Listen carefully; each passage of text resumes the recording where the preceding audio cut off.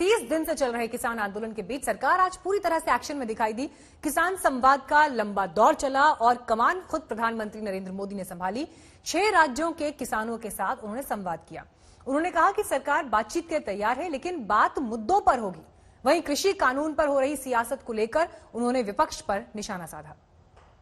मेरे देश के किसानों से आग्रह है, किसी के बहकावे में न आए, किसी के झूठ को न स्वीकारे, तर्क और तथ्य के आधार बनाकर ही सोचे विचारे। किसानों से पीएम मोदी का संवाद। आज जिन राजनीतिक दलों के लोग अपने आप को इस राजनीतिक प्रवाह में जब देश की जनता ने उन्होंने नकार दिया है, तो कुछ न कुछ ऐसे इवेंट कर रहे हैं, इवेंट मैनेजमेंट हो रहा है। किसानों पर हो रही सियासत पर प्रधानमंत्री का वार। हमने लंबे समय से लटकी स्वामीनाथन कमेटी की रिपोर्ट के अनुसार लागत का 1.5 गुना एमएसपी किसानों को दिया। कृषि कानून पर केंद्र सरकार का सबसे बड़ा अभियान। एक तरफ कृषि कानून के खिलाफ किसान आंदोलन कर रहे हैं, तो दूसरी ओर सरकार उसी आंदोलन को लेकर किसानों के बीच पहुंची। सरकार की कोशिश है कि देश को कृषि कानून का सच बताने की। ये पहल है आंदोलन खत्म करने की। किसानों से ये संवाद है उनका भरोसा जीतने के लिए। प्रधानमंत्री मोदी ने कृषि कानून और उसके खिलाफ जारी आंदोलन को लेकर A to Z देश को समझाने की कोशिश की। पीएम ने आज एक बार फिर से बताया कि कैसे कृषि कानून से किसानों का भला होने वाला है। साथियों, हम देश के अन्नदाता को उन्नत करने के लिए हर संभव प्रयास कर रहे हैं। जब आपकी उन्नति होगी तो पूरे राष्ट्र की उन्नति तय है। सिर्फ आत्मनिर्भर किसान ही आत्मनिर्भर भारत की नींव डाल सकता है। मेरे देश के किसानों से आग्रह है, किसी के बहकावे में न आए, किसी के झूठ को न स्वीकारे, तर्क और तथ्य के आधार बनाकर ही सोचे विचारे। किसानों को मनाने की सरकारी कोशिशें जारी हैं। उन्हीं कोशिशों में से एक है किसानों से सीधा संवाद। सरकार ने देश के तमाम हिस्सों में किसानों के बीच जाना बेहतर समझा। प्रधानमंत्री मोदी ने इसकी कमान संभाली। उन्होंने 6 राज्यों के किसानों से नए कृषि कानून पर राय जानी। फिर उन्होंने देश को बताया कि कैसे कृषि कानून के नाम पर विपक्ष सियासत कर रहा है। आज जिन राजनीतिक दलों के लोग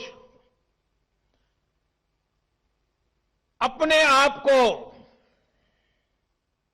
इस राजनीतिक प्रवाह में जब देश की जनता ने उन्होंने नकार दिया है, तो कुछ न कुछ ऐसे इवेंट कर रहे हैं, इवेंट मैनेजमेंट हो रहा है, ताकि कोई सेल्फी ले ले, कोई फोटो छप जाए, कहीं टीवी पर दिखाई दे और उनकी राजनीति चलती जाए।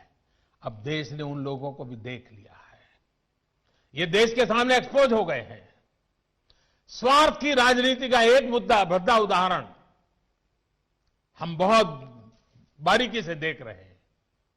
जो दल पश्चिम बंगाल में किसानों के हित पर कुछ नहीं बोलते, वो यहां दिल्ली के नागरिकों को परेशान करने पर लगे हुए हैं। क्यों आप दोगली नीति लेकर के चल रहे हो? कांग्रेस का नाम लिए बगैर पीएम मोदी ने पूछा कि आज किसानों के हित का राग अलापने वाले तब कहां थे जब उनकी सरकार थी।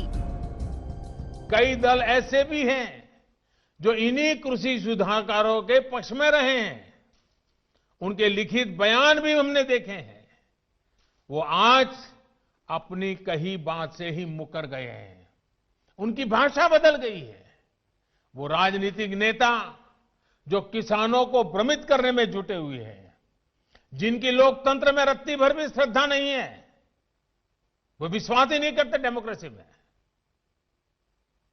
दुनिया के कई देशों में उनका परिचय है लोगों को। लगातार हो रही सियासत के बीच प्रधानमंत्री ने विपक्ष पर झूठ का बाजार लगाने का आरोप मढ़ा। कहा कि किसानों के बीच जानबूझकर भ्रम फैलाया जा रहा है। मैं आपको फिर ध्यान दिलाना चाहता हूं कि इन कानूनों को लागू हुए कई महीने बीत गए हैं। क्या आपने देश के किसी एक कोने में एक भी मंडी के बंद होने की खबर सुनी है?